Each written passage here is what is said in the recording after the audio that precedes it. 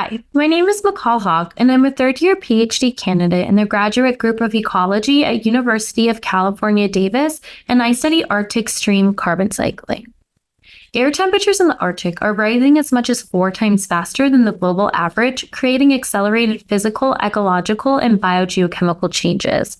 One major impact warming has is mass permafrost degradation, which is occurring in most Arctic regions.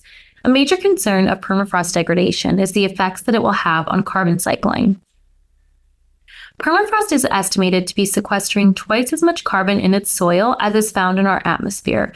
And while for thousands of years permafrost has been a large carbon sink, it is transitioning to becoming a source of carbon, with winter and fall emissions of carbon dioxide offsetting summer carbon uptake. And this increase in carbon availability has a few outlets. I am particularly interested in how carbon moves from rivers and streams through the lateral transport or downstream movement of carbon, as shown in the right image as the blue arrows, in vertical transport, the release of carbon as a greenhouse gas off of the stream surface, as shown by the orange arrows. My research is focused on the transport of carbon in headwater streams in Utqiagvik, Alaska, on the northern Alaskan coast. I am particularly interested in headwater streams because they are very understudied throughout the Arctic, yet we know that they have a higher concentration of carbon compounds and are larger surface emitters per unit area compared to larger water bodies, and omitting them could be leaving out a critical component to the carbon cycle.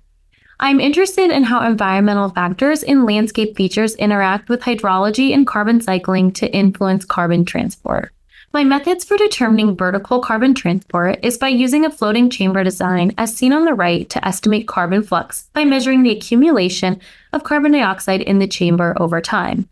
And this has allowed me to monitor over an entire summer season how fluxes change with seasonal and climate variations, which is yet to be captured in this region.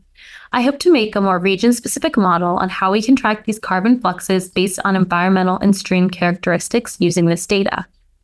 To upskill my work to a more regional level, I am using remote sensing to determine landscape effects that influence carbon transport in streams. One of the many methods I use is compiling digital elevation models to create elevation maps, as shown on the left, to map out watersheds.